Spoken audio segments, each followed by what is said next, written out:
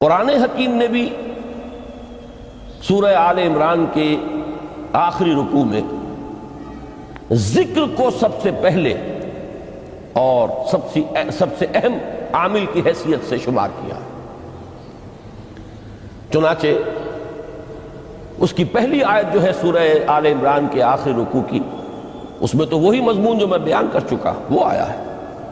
ان فی خلق السماوات والارض واختلاف اللیل والنہار لآیات لأولی الالباب. یقیناً آسمان اور زمین کی تخلیق میں اور دن اور رات کے الٹ پھیر میں نشانیاں ہیں ہوش مندوں کے لیے. ان کے ذریعے سے انسانی شعور کے اندر وہ معرفت رب اجاگر ہوگی. وہ پہلا مرحلہ اب اس نے طے کر لیا. وہ ڈورمنٹ معرفت اب ایکٹیویٹ ہو گئی. اب مزید فکر کا مرحلہ ہے جو اگلی آیت میں آیا ہے. الذین یذکرون اللہ قیاما وقعودا وعلی جنوبہم ویتفکرون فی خلق السماوات والارض ربنا ما خلقت ھذا باطلا سبحانک فقنا عذاب النار. یعنی تفکر جو ہے ویتفکرون فی خلق السماوات والارض، وہ تفکر کرتے ہیں، غور و فکر کرتے ہیں آسمان اور زمین کی تخلیق میں، لیکن اس تفکر کے ساتھ لازماً ذکر اور ذکر مدام. ذکر بھی وہ کہ جو مستقل ہو، ہر حالت میں ہو. الذین یذکرون اللہ قیاما وقعودا وعلی جنوبہم، وہ لوگ کہ جو اللہ کو یاد رکھتے ہیں، اللہ کا ذکر کرتے ہیں، کھڑے ہوئے بھی، بیٹھے ہوئے بھی، اور اپنے پہلوؤں کے بل یعنی لیٹے ہوئے بھی. اب ان تین کے سوا تو کوئی پوزیشن انسان کی نہیں ہے. اسی کا نام ہے دوام ذکر.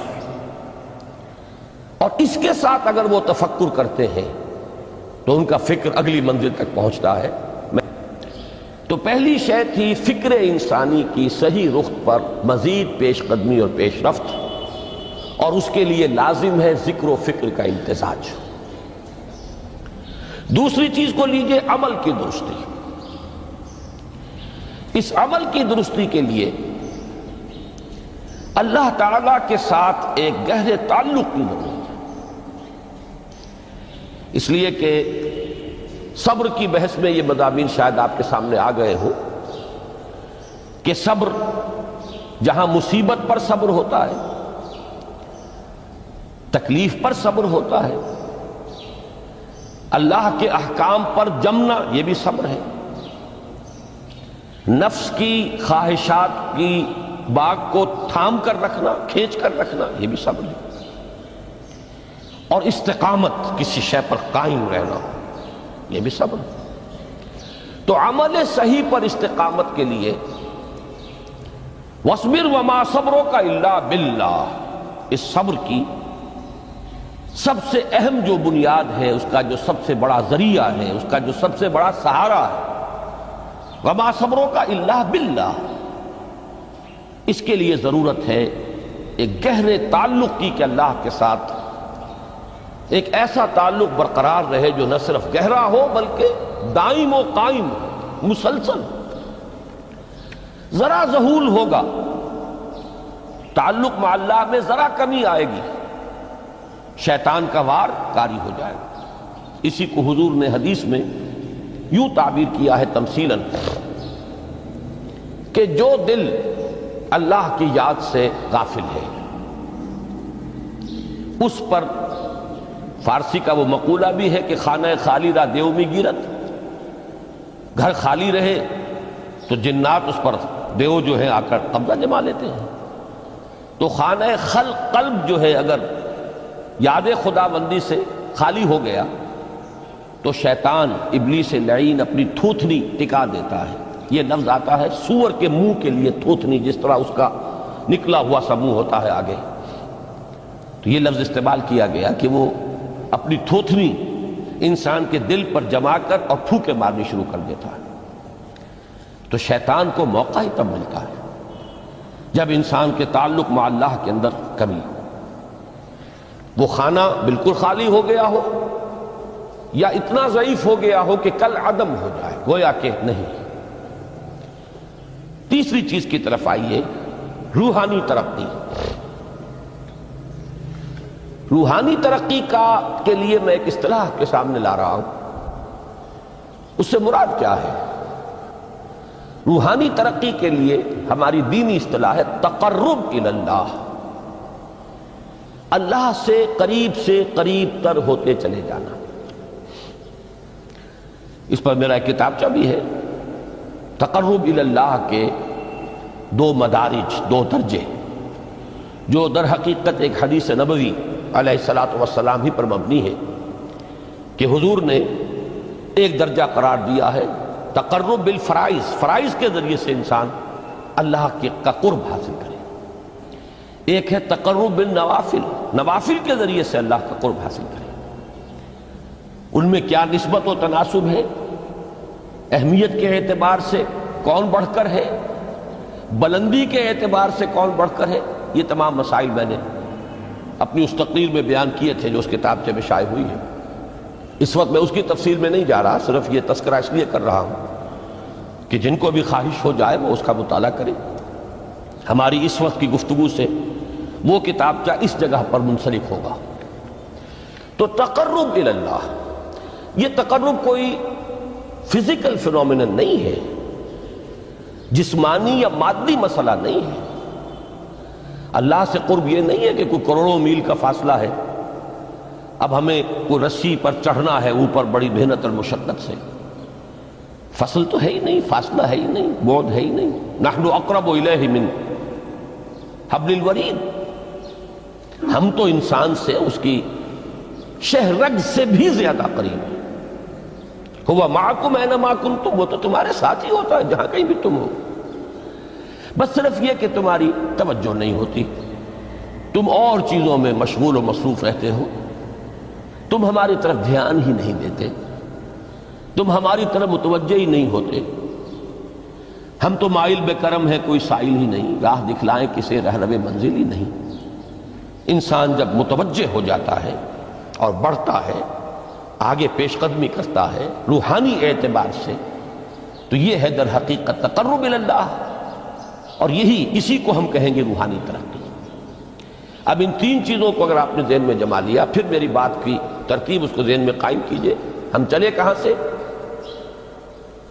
کہ دین کے ساتھ اصل مناسبت فلسفے کی نہیں، حکمت کی۔ نمبر 2، حکمت قرآنی کا پہلا اور اہم ترین اور بنیادی مسئلہ معرفت رب کا حصول ہے۔ اس کا نتیجہ شکر خدا بندی ہے، اس کا ذریعہ آیات آفاقی، آیات انفسی، اور سب سے بڑھ کر آیات قرآنیہ ہے جو الذکر ہے، جو تذکرہ ہے، جو ذکرہ ہے۔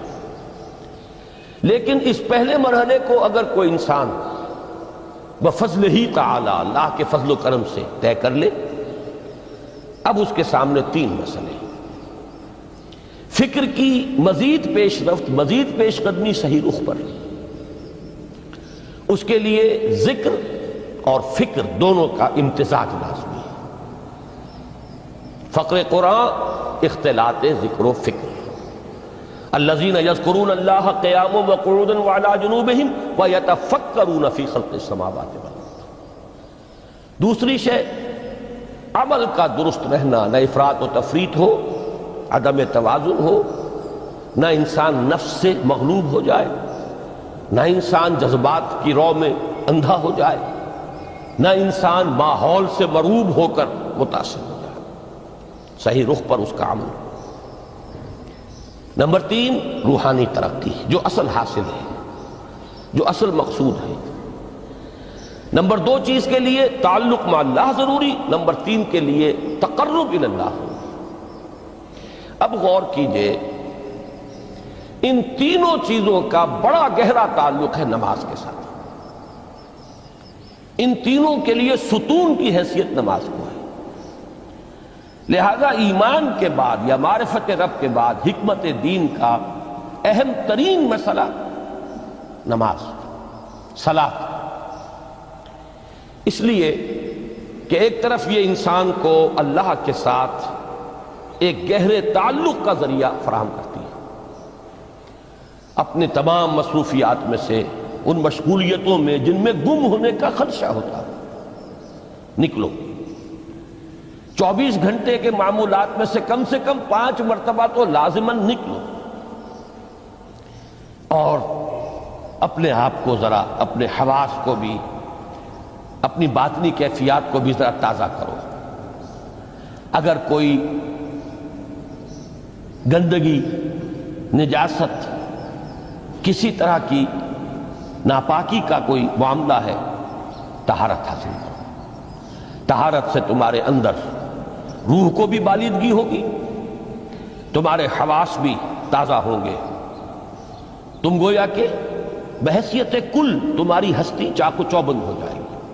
وہ کسل، وہ سستیاں، وہ جو ایک کثافتیں ہوتی ہیں، ان سب سے نجات حاصل کرو، اور اب اپنے رب کے حضور میں کھڑے ہو جاؤ، اس کے ساتھ اپنا عہد بھی تازہ کرو، اس کی اہم صفات کو بھی اپنے ذہن میں پھر مستحضر کرو۔ یہی وجہ ہے، دیکھیے میں نے جو آیات آپ کو شروع میں سنائی تھی، سورہ لقمان کی 2 آیتیں، پہلی آیت میں اس کا ترجمہ کر چکا، دوسری آیت وَلَقَدْ وَإِذْ قَالَ لُقْمَانُ لِابْنِهِ وَهُوَ يَعِظُهُ يَا بُنَيَّ لَا تُشْرِكْ بِاللَّهِ إِنَّ الشِّرْكَ لَظُلْمٌ عَظِيمٌ۔ اس کے بعد درمیان میں کچھ مضمون آ کر پھر وہ آیہ مبارکہ آئی، یا بنی اقم الصلاۃ وامر بالمعروف وانہ عن المنکر واصبر علی ما اصابک۔ گویا کہ اہم ترین چیز، بنیادی ترین چیز، اللہ کو محض پہچان لینا کافی نہیں ہے، یاد رکھنا ضروری ہے۔ اللہ یاد رہے گا تو فکر صحیح آگے بڑھے گا، اللہ یاد رہے گا اور اس کے ساتھ ایک گہرا تعلق جو ہے برقرار رہے گا تو عمل درست رہے گا۔ بالکل یہی بات سورہ طٰہٰ میں جو پہلی وحی حضرت موسیٰ علیہ السلام پر ہوئی، اور پہلا مخاطبہ ہے، چونکہ حضرت موسیٰ کو یہ انبیاء کرام کے مقدس گروہ میں ایک امتیازی حیثیت حاصل ہے کہ ان سے براہ راست گفتگو ہوئی ہے، اگرچہ صرف ایک پردہ تھا، اوٹ من ورائے حجاب گفتگو ہوئی ہے، لیکن یہ کہ کوئی فرشتے کا درمیانی جو ہے وہ لنک نہیں تھا، براہ راست اللہ تعالیٰ نے حضرت موسیٰ علیہ السلام سے کلام فرمایا۔ کلم اللہ موسیٰ تکلیما، موسیٰ سے تو اللہ نے کلام فرمایا جیسے کہ کلام کیا جاتا ہے۔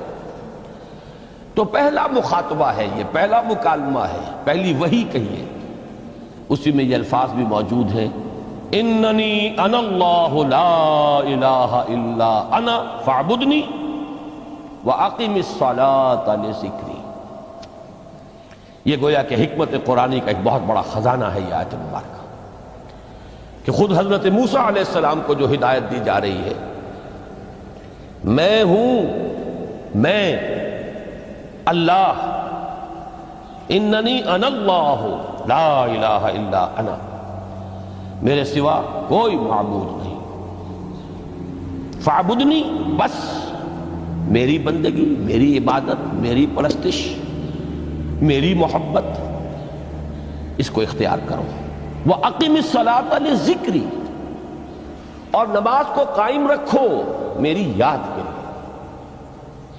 بلکہ اسی سلسلہ کلام میں آگے چل کر سورہ طٰہٰ میں آتا ہے، کافی گفت و شنید کے بعد جب حضرت موسیٰ نے کچھ معذرت بھی کی، کچھ دعائیں بھی کی، اللہ نے ایک دعا قبول بھی کی کہ ان کے بھائی کو بھی شریک کر دیا، حضرت ہارون کو بھی۔ اس کے بعد پھر جب فرمایا کہ اب جاؤ فرعون کی طرف، تو اس میں فرمایا وَلَا تَنِيَا فِي ذِكْرِي، اور دیکھنا یہ جو عظیم مشن تمہارے کندھے پر آ گیا ہے، بڑا بھاری اور کٹھن ایک فرض ہے جو تم پر عائد ہو گیا ہے، اس کے لیے سب سے بڑی تمہارے پاس جو قوت کا ذریعہ ہے وہ نماز ہے۔ اقیم فلا تنیا عن ذکری، میری یاد میں کبھی غفلت نہ کرنا، اس میں کبھی کوئی کمی نہ آنے دینا۔ جیسا کہ میں نے عرض کیا تھا کہ جیسے ہی وہ تعلق جو ہے کمزور پڑتا ہے یا منقطع ہو جائے معاذ اللہ، تو پھر انسان گویا کہ شیطان کے لیے ایک لقمہ تر بن جاتا ہے۔